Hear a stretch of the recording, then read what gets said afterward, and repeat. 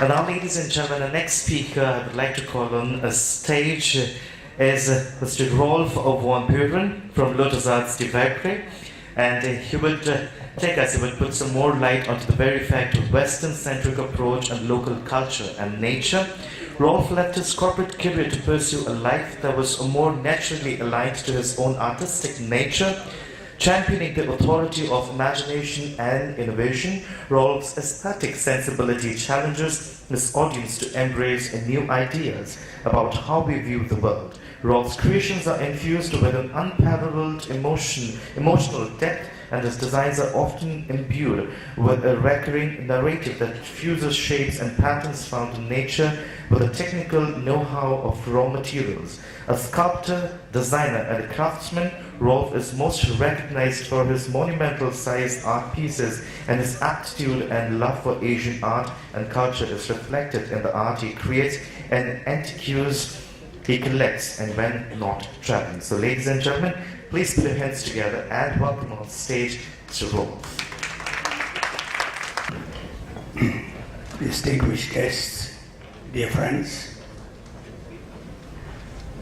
I've lived in Asia for 56 years, and nowadays I travel about 200 days per year, often in Asia, and I'm interested in politics, social changes, and very much in history. I love Asia. I love also Europe, where I'm coming from. And I've seen, particularly India, change, grow since 1965, when I came with my wife for the first time. First time to Calcutta, and then we traveled all over the country, enduring all the restrictions that were there at that time. I remember a dinner in one of the houses of the Delhi grandees during the time of Indira Gandhi's emergency, and it was a heated discussion about and lots of jokes about the emergency.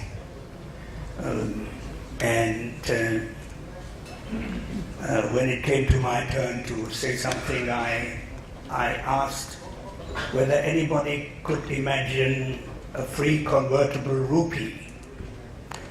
That was in the 70s, and everybody was quite stunned. Then I asked, I said, but what about if the blue jeans will replace the sari? What will that do to the Indian textile industry? And the guests were very polite, but they thought that I was totally crazy.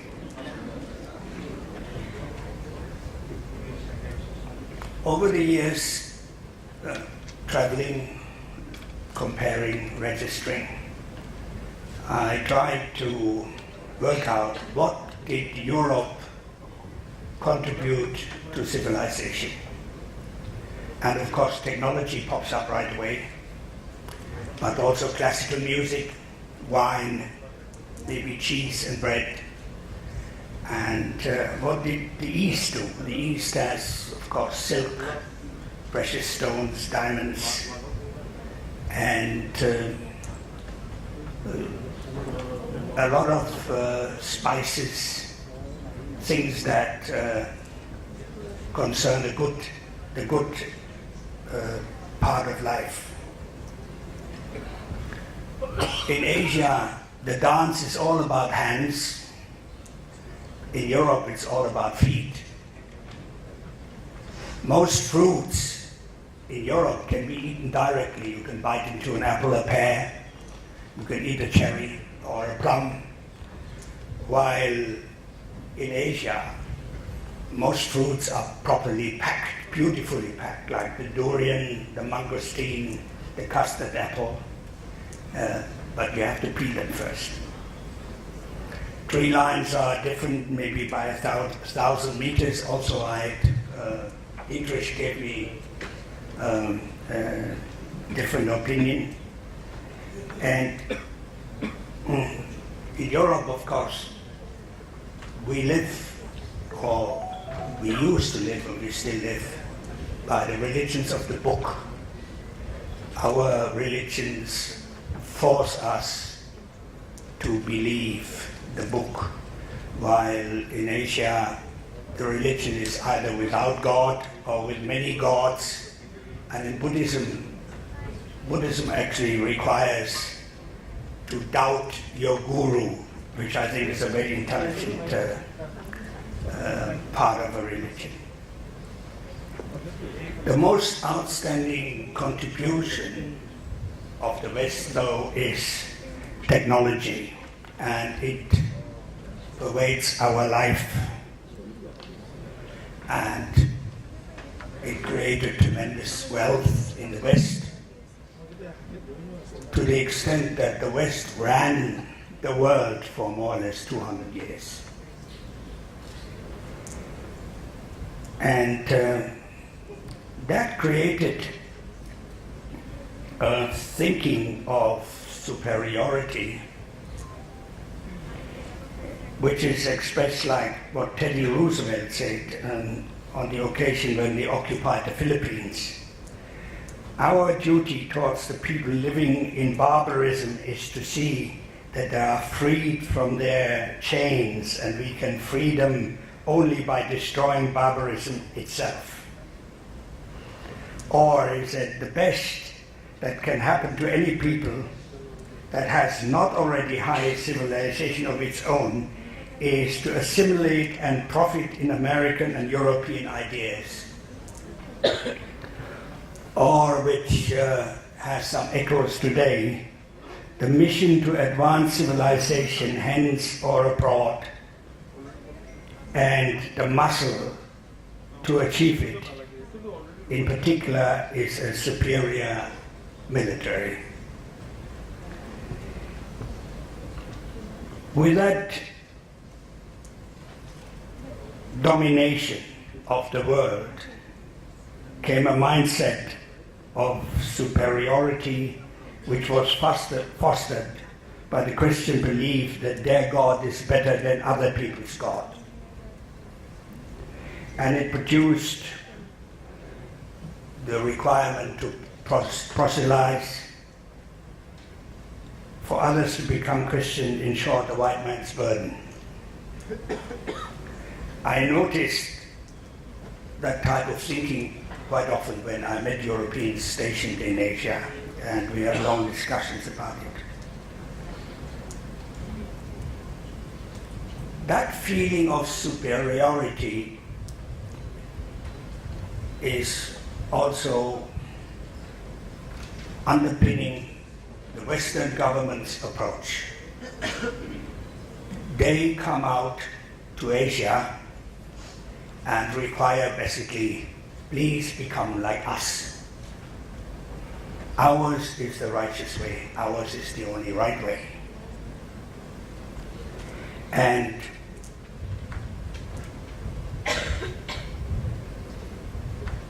they do not understand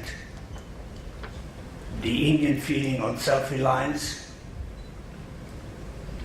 or the Chinese refusal to let people invest into their bank system. Both grown out of history, out of colonialism, when Western nations abused China and India and the other Southeast Asian nations too. I always wonder what America would do if the Chinese would have a large fleet in front of California and would fly their planes along the USA coast to listen into American conversations.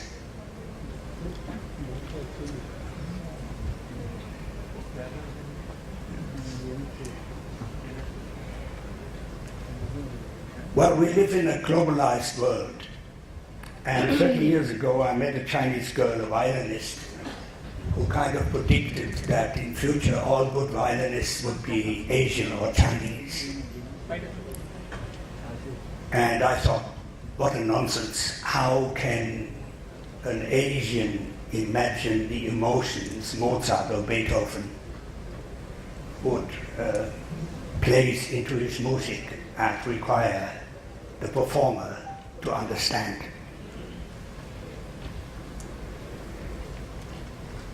Today I have to apologize to that lady because some of the best pianists in the world are Chinese, and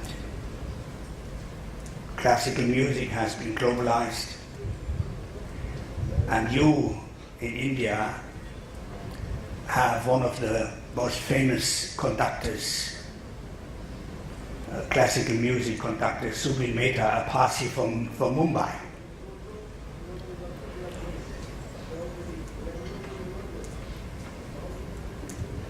Well, globalization, we experience that every day. And as a board member of a hotel chain in Bangkok, I was asked to look at a refurbished room recently, and I went down and had a look, and everything was perfect, absolutely perfect. And I sat down, and after 2-3 minutes, I slowly understood that something is missing. It was perfect, but still there was no soul. There was no reference to the location of the room. There was no cultural reference. There was nothing. And that seems to be the problem of a computerized world, that design and opinions can be picked from thousands of opportunities and can be combined into a presentation that is absolutely perfect. That was really disturbing for me. I'm a designer, so it was disturbing to me, and I met a lot of other designers and I asked, what is the answer to that? And everybody, there is not one exception, said use local materials, use local culture, use local ingredients to mix with this perfect hodgepodge of designs from the computer. That is unique, and that other countries or other towns or whatever it is cannot copy.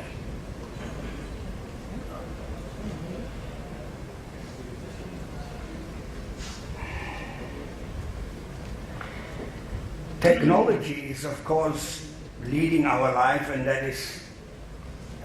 that's mostly Western dominated. But today's presentation is not to bash the West. We are what we are, and my main intention is actually to create awareness of local culture.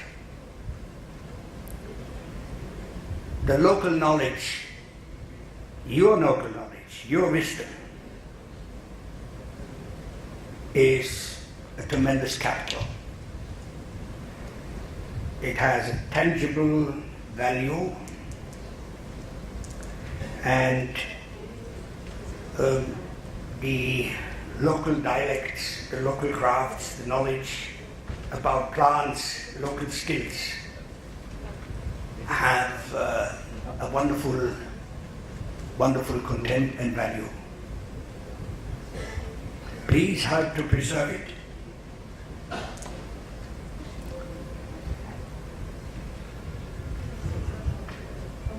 And one example is also there was one presentation that gave different numbers, but I was in the World Crafts Council meeting 4 years ago, and they mentioned that India used to have 5 million hand looms, and today only 500,000 are left. That would be a tremendous, terrible loss. I also went to one of these weaving villages, and they look terrible. The young people are gone, the looms are partly not functioning. The remaining houses are in debt. And but there's one great exception, the Tata Group. They refurbished one of these villages, paid all the debts, and all the materials produced there are worn by the reception ladies in the Tata hotels. Great move, great concept.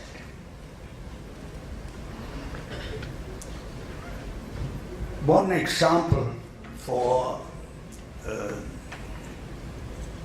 local knowledge is, for instance, the coconut.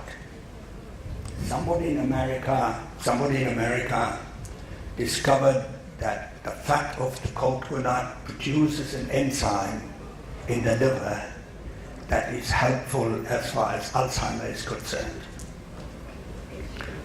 At my age, I can only confirm that. I'm eating coconut fat every day, and I think I had a tremendous improvement.